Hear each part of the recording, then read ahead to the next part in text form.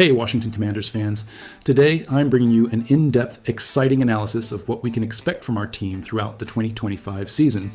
And of course, we'll be bringing you the latest behind-the-scenes info on key moves and potential trades. So don't forget to hit that like button. It's just one click and it helps me out a lot. If you're one of those who follows every game, you've probably already noticed that this year's schedule is special, but also full of traps and obstacles. In this video, I'm going to break down the games that could turn our dream into reality, but also point out those silent challenges that could threaten our campaign. Many analysts have pegged the Washington Commanders as one of the major players this season, precisely because of the number of primetime games and exclusive broadcasts lined up. This increases visibility, but also makes the road tougher. You know that famous treacherous schedule? Well, 2025 has reserved away games that are real trials by fire. Playing away from our fans and facing tough rivals can complicate things, and for those who dream of repeating or even surpassing the 2024 campaign, it's good to keep an eye on every detail. The end of the regular season will be a chapter apart. We will have 2 games against the Philadelphia Eagles in the last 3 weeks, an absolutely uncomfortable scenario for any team that is fighting for a title or a playoff spot.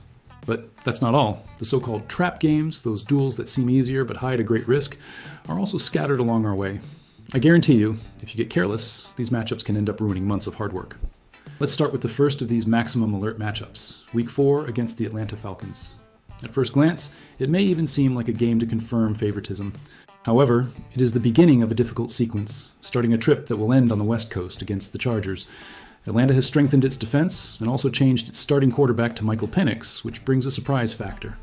A victory is the most expected scenario, but in American football, games away from home and off the radar are usually more treacherous than the fans imagine. There's that concern that an early stumble will put unnecessary pressure on the team environment. Moving on down the list, a very traditional and always complicated duel. Week 7 against the Dallas Cowboys. We all know how facing the divisional rival is different, and this time there is an aggravating factor. Immediately afterwards, the Commanders travel to Kansas City to face the Chiefs, one of the strongest teams and with one of the most passionate fan bases in the NFL. There is a risk that the team, even if prepared, will end up losing focus against the Cowboys thinking about the next confrontation, which is naturally more hyped. It is in this type of game that a victory is lost due to overconfidence, and the history of the NFL is full of examples like this. Nobody wants to become news precisely for forgetting about a classic on the eve of facing one of the favorites.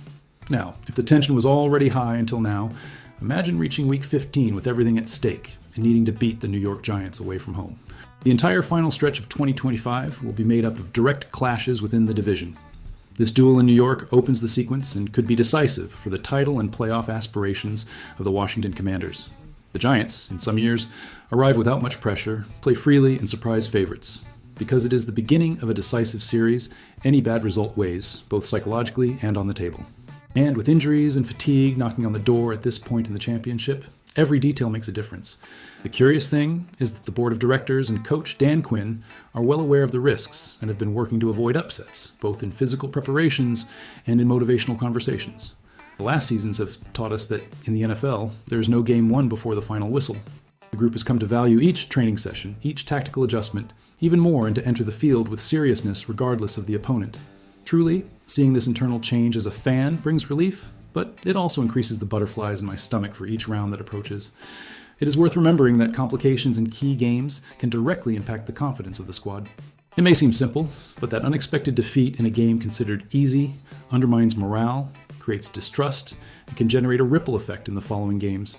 We have already seen teams enter a negative spiral due to stumbles at the wrong times, and this year's schedule demands maturity so as not to repeat past mistakes. I sincerely hope that our players maintain focus and determination. At the same time, it is important to highlight the high potential of the team and the expectation that, with the reinforcements and experience gained, the Commanders will be more ready to deal with these pressures.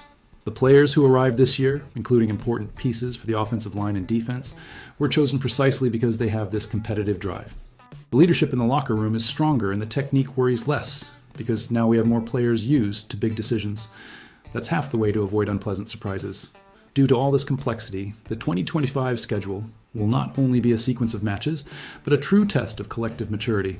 Fans can expect excitement every week, tense games and duels that can decide the team's destiny well before the final standings. Therefore, the participation of the fans is fundamental. Each support, each word of encouragement on social networks or in the stadium makes a difference and can be the fuel that was missing to win that tight game.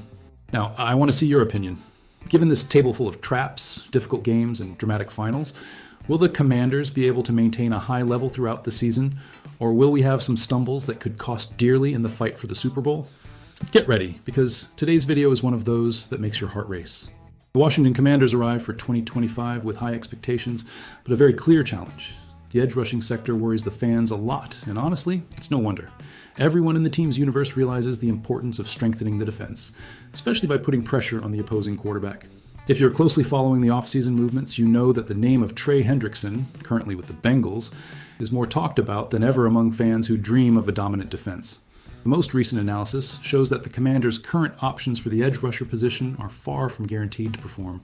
Dorrance Armstrong had a win rate of just 14% last season, and we saw the team lose Dante Fowler, who went to the Cowboys, taking with him his experience and sack productivity. I know that many fans are worried about the lack of an elite piece to hold the opposing attack in crucial moments, and honestly, I also get apprehensive about it. Because of this scenario, there is more and more talk about the possibility of the Commanders going after All-Pro Trey Hendrickson from the Bengals.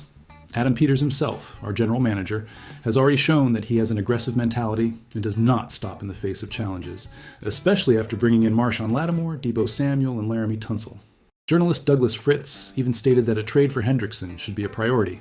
After all, if the team is aiming for the Super Bowl, it is impossible to enter 2025 without strengthening the pass rush with a feared name in the league. Hendrickson's condition only helps to heat up the rumors. The player has publicly said that he does not intend to play for the Bengals without a new contract and expose the tense climate with the team's board of directors. This ignites the chance of negotiation. If Cincinnati does not pay, it may end up trading the athlete. The question is that the Commanders do not have a second-round pick in the next draft, and giving up the first-round pick is practically out of the question. Perhaps a package of smaller choices could convince the Bengals, but everything remains shrouded in uncertainty. In addition, there is doubt about how much space Washington would have in the salary cap to renew with Hendrickson after so many important movements this offseason. It is no secret that Adam Peters has strongly bet on big names for all areas of the field. This can complicate new negotiations, but it also shows that there is a real desire to win now and not let unique opportunities escape. Now, imagine this scenario. Hendrickson wearing the Commanders jersey, scaring quarterbacks and changing the level of defense. The impact of a player of this level overflows to the entire team, improves the entire defensive system, and greatly increases the confidence of those inside and outside the field. It would undoubtedly be the missing piece to transform the Commanders' defense into a dominant force. I, as a fan, confess that I already get excited just thinking about it. Therefore, each rumor about this negotiation leaves the fans in a state of alert, waiting for any official news. If Peters manages to close with Hendrickson, I believe that our defense will finally be among the best in the NFL. But is it worth the risk of giving up choices or further compromising the salary of the squad? And will this effort really guarantee that leap in quality so dreamed of by the fans? And you, fan, would you risk this move now thinking about seeking the title, or would you wait to see if the current options evolve during the season? Leave your opinion in the comments, share this video with other Washington Commanders fans, and subscribe to the channel so you don't miss any updates on the franchise's next decisions. The season promises strong emotions, and this possible trade could be the great watershed in 2025.